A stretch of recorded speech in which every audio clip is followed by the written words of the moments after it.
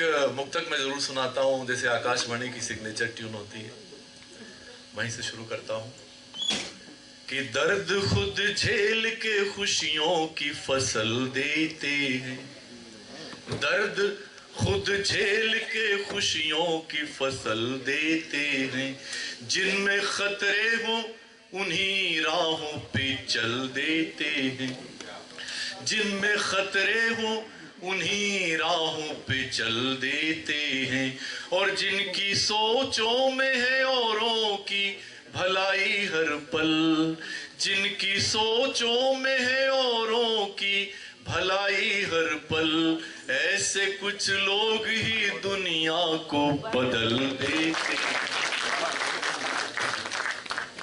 एक इन दिनों जो मैं काम ये कर रहा हूँ हर कवि सम्मेलन में, हमारी जो देखिए 70 साल होने को आ गए, हमारी युवा पीढ़ी, मेरा बहुत इंटरेक्शन रहता है जगह जगह यूनिवर्सिटीज़ कॉलेजेस में मीडिया पढ़ाने की वजह से। आज की युवा पीढ़ी बिल्कुल नहीं जानती हमारे आज़ादी की लड़ाई को, तो मैं हर कवि सम्मेलन में कम से कम 1-2 छंद ज़रूर सुना देता हूँ। आज़ादी की लड़ाई के प्रसंग सिर्फ 2 छंद आपको सुनाऊँगा, ये एक तरह का एक मिशन है, उसका एक हिस्सा है। 2 छंद, ये बिल्कुल सच्ची घटनाएं हैं दोनों आज़ादी की लड़ाई की, क्या जज्बात थे देखिएगा।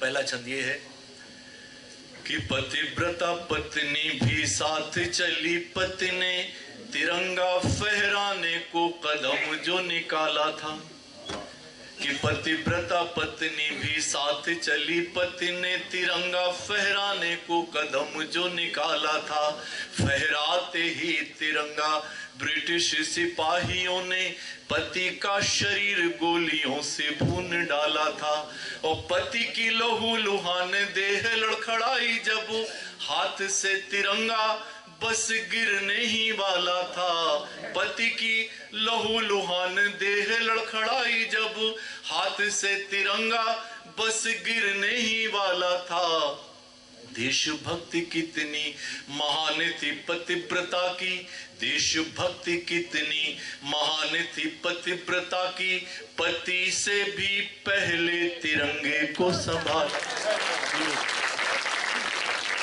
ये 9 अगस्त 1942 की सच्ची घटना।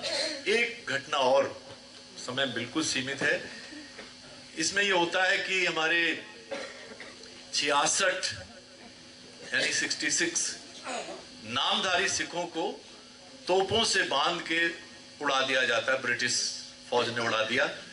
सिर्फ इतनी सी घटना है। क्या हुआ था, छंद में सुनिए कि तोपों के मुंहों से बांधा गया नामधारियों को, पूछा गया है जो कोई ख्वाहिश बताइए, कि तोपों के मुंहों से बांधा गया नामधारियों को, पूछा गया है जो कोई ख्वाहिश बताइए, सिर्फ एक ख्वाहिश है कहा नामधारियों ने, विनती है आपसे करम फरमाइए। क्या विनती है, कि विनती है आपसे करम फरमाइए, कि पीठ की तरफ से जो बांधा हमें आपने है, यह अपमान हमें इससे बचाइए, पीठ की तरफ से जो बांधा हमें आपने है, यह अपमान हमें इससे बचाइए, और तोपों के मुंहों पे सिर्फ सीने कर दे हमारे, फिर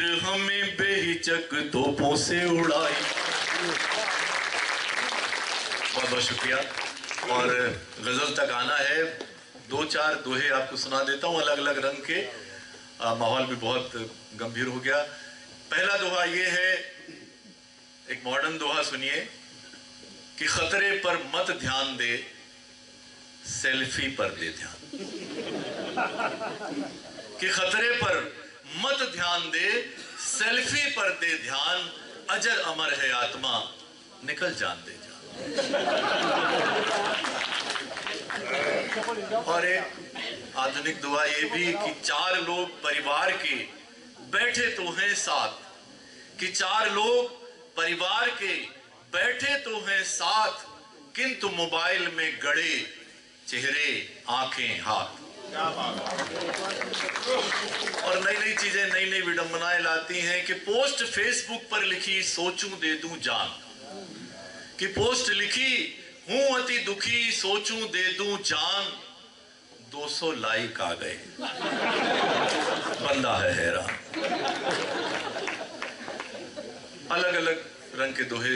एक दोहा ये बिल्कुल अलग रंग का कि देखूं जब जब डिग्रियां दिखते हैं हर बार, कि देखूं जब जब डिग्रियां दिखते हैं हर बार, अम्मा के गिरवी रखे पायल कंगन हार।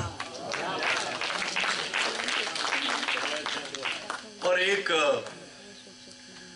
दोहा ये देखिए, मैं जैसे मैंने पहले कहा था, दोहराता हूं कि ये ब्रजकला केंद्र के सारे आप लोग इस बात पे गर्व कर सकते हैं कि सन 2017 में कोई ऐसा कवि सम्मेलन हो रहा जहां सिर्फ कविता हो रही, वरना कविता बाजार में भी है और बाजारू भी है।